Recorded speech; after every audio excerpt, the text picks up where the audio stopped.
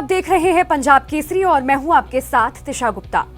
Middle east में हालात तेजी से बदल रहे हैं और इसका असर अब पूरी दुनिया देख रही है।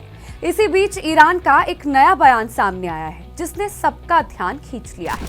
ये मामला सिर्फ एक देश तक सीमित नहीं है, बल्कि इससे दुनिया के तेल व्यापार और सुरक्षा पर भी असर पड़ सकता है। तो देखिए, न्यूयॉर्क में मौजूद ईरानी मिशन ने बुधवार को कहा कि हॉर्मुज जलडंबरू मध्य से ऐसे जहाजों को गुजरने दिया जाएगा जो ईरान के खिलाफ किसी भी तरह की सैन्य कार्रवाई या गतिविधि में शामिल नहीं है।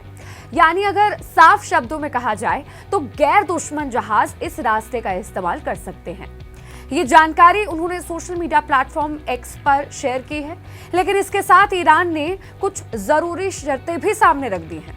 अब इस रास्ते से गुजरने वाले हर जहाज को पहले ईरानी अधिकारियों से संपर्क करना होगा।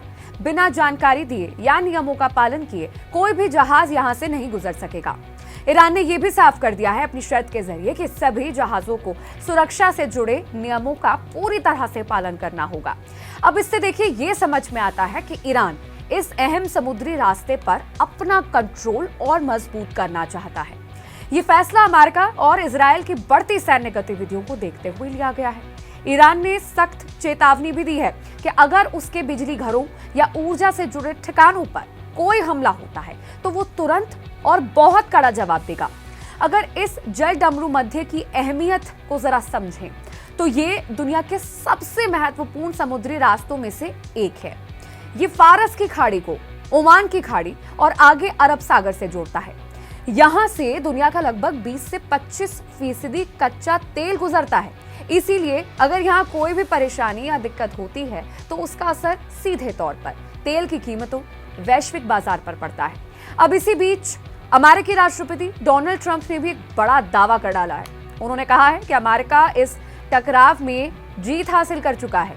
उनके अनुसार ईरान की नौसेना और वायुसेना लगभग खत्म हो चुकी है।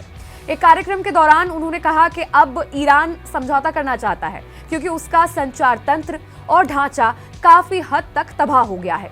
हालांकि डोनाल्ड ट्रंप के इन दावों को अभी तक किसी स्वतंत्र स्तर पर पुष्टि नहीं हुई है, लेकिन दोनों तरफ से आ रहे बयानों से ये साफ है कि हालात अभी भी तनावपूर्ण बने हुए हैं।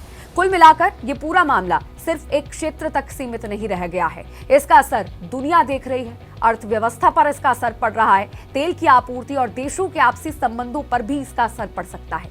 अब सबकी नजर इसी बात पर टिकी हुई है कि आगे हालात बिगड़ते हैं या फिर बातचीत के जरिए कोई हल निकलता है। ऐसे ही और अपडेट्स के लिए बने रहिए पंजाब केसरी के साथ। नमस्कार।